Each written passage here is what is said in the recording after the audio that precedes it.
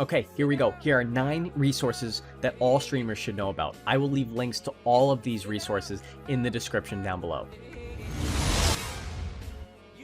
If you enjoy the video, remember to like, subscribe, and ring that bell for instant notifications on when the next video drops. I also stream to Twitch 3 times a week. I will leave a link to my channel in the description. Number 1 is copyright-free music. Now, if you've been following along with the stories that happen on Twitch, this is a big problem recently. Streamers have been having an ongoing battle with DMCA takedowns on their channels due to having music or some other copyrighted sounds in their streams and in their content. It's caused quite an uproar, and it's caused a decent amount of streamers to jump ship from Twitch to another platform. As of the time of the recording of this video, as of last week, the actual band Metallica was streaming on Twitch, and halfway through the set, Twitch changed the music of the stream to avoid copyright. The situation has gotten so bad that it's led to people like Harris Heller from Alpha Gaming to create things like Stream Beats. What Stream Beats is, it is quite literally copyright-free music. You go to the Stream Beats website, and then you are free to use all the music in your YouTube or in your streams. There are literally hundreds of songs in the library that you explicitly now have the rights to use within your content. The music ranges from everything from lo-fi to EDM, and they just released a rock album. He's the go-to for streaming advice, stream equipment, and other ways to expand your streams. I consider myself a Harris Heller wannabe, but I appreciate you being here nonetheless. You can also use another resource called Pretzel Rocks. It's the exact same concept. You get access to tens of thousands of hours of copyright-free music. It also has the advantage of being integrated into certain chatbots and also being displayed in the chat so that you can know what track you're listening to. It's really fantastic, and I highly recommend this. The second resource on this list is called Twitch Tracker. This is a really interesting site for metric-driven people. Basically what this is it tracks all of the metrics throughout your streaming journey. Everything from the amount of follows that you had, to the amount of subs, to the average amount of viewers on a per-game basis. It will show you graphs over time so that you can see how far you've grown from when you started to where you are now, or from perhaps 6 months ago to where you are now. I won't go through every single possible metric that can be tracked in here, but just know that this is absolutely free. All you need to do is go to the website, type in your Twitch username, and you can check out all the metrics for yourself. You may surprise yourself with how much progress you've actually made as a streamer. For example, I'm not a Twitch partner yet, but I'm actually within the top 1% of all streamers on Twitch. That's pretty mind-blowing. Check it out for yourself and see where you stand. Resource number 3 is a site called SullyGnome. This is another metrics-driven site, but this actually shows the metrics as it pertains to Twitch itself in terms of game viewership and trends over time. It can show you everything from how much a game has grown or shrunk in terms of viewership and average amount of streamers, or all these other metrics over an extended period of time. This site will also show you something like an average viewer ratio per game. Average viewer ratio is a fancy way of saying how many streamers are actually streaming that particular game and the average amount of viewers that are in those streams. I think one of the best things about this site is that you can actually track metrics and you can see how a game has performed over a period of time. Now, regulars of the channel know that I highly recommend that you play the games that you want to play, because when you're happy, we can see it and hear it in your voice. However, that doesn't mean that there isn't more than one approach to growing as a streamer. If you are a metrics-driven person, I highly recommend you check out SullyGnome so that you can actually check out which games are doing well in terms of average viewership and which games are trending upwards in terms of the average number of viewers viewing that game in general. The link to the site is down below. Just check it out and click around and see for yourself. Resource number 4 is called Twitch Guru. Twitch Guru isn't actually just a single resource. It's actually a site that holds multiple resources for Twitch streamers. You can see that as of the time of the recording, there are currently 9 tools on Twitch Guru.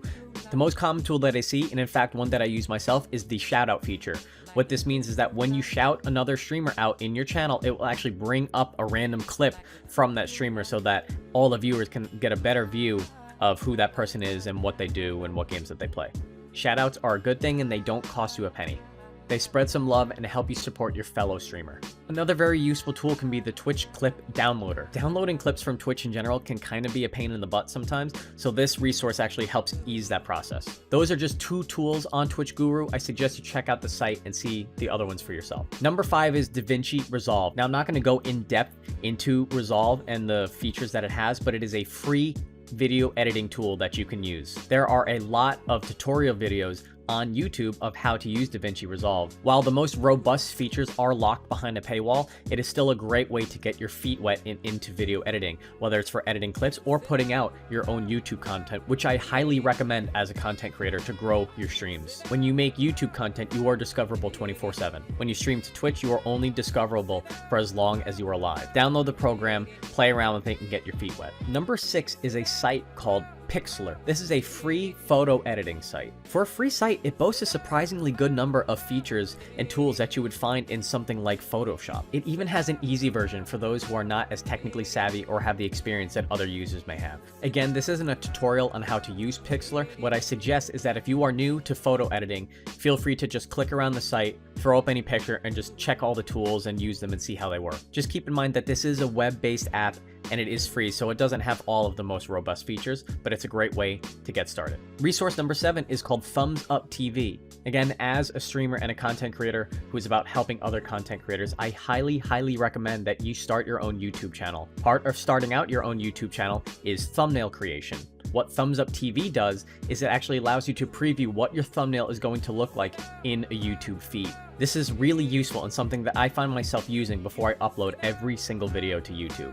I want to check and make sure that my own thumbnail catches my eye. Resource number 8 is a big one, and it's called Stream Raiders. Stream Raiders is actually a game that's designed specifically for Twitch streamers and viewers. Both the streamer themselves and the viewers can participate in Stream Raiders. It's entirely free to play, and the closest comparison I can give it to from a game perspective is something like Clash of Clans. Basically, here's how it works. As the captain or the streamer, you have a campaign map that you need to complete. You take on each battle in that campaign map one by one.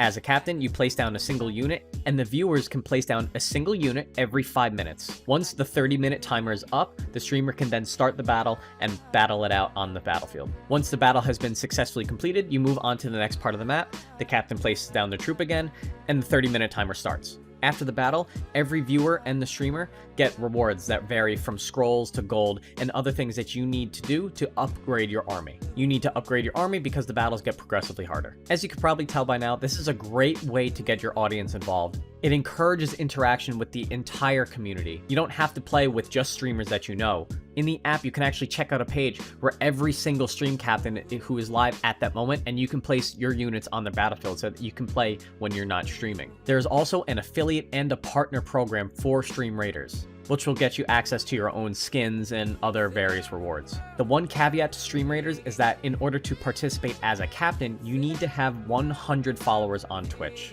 And sadly, participation is mostly dependent on how large your current viewing community is. You will find it difficult to advance in certain parts of the campaign without a very active community. Either way, it's super fun and I highly recommend that you check it out. Number 9, and the last resource on this list, is a site called TriggerFyre. What TriggerFyre does is it displays GIFs and or sounds as a redemption for Twitch channel points. It doesn't have to just be a channel point redemption, it can also be a command in your chat. If you're a normal viewer or streamer on Twitch, you probably know that most channel points are used to redeem silly things like wearing a hat or dropping a weapon in a game. However, setting up TriggerFyre can still do the same things, but give it a little bit more interaction, which is ultimately what streaming is all about, is that having that interaction with the streamer and the stream. It can add a little bit of extra pizzazz that your streams might have been missing. I've noticed a huge increase in interaction on my streams the second I added TriggerFyre. Anyway, that does it for this video. Thank you so much for sticking around. I hope you enjoyed it. If you did, remember to like, subscribe,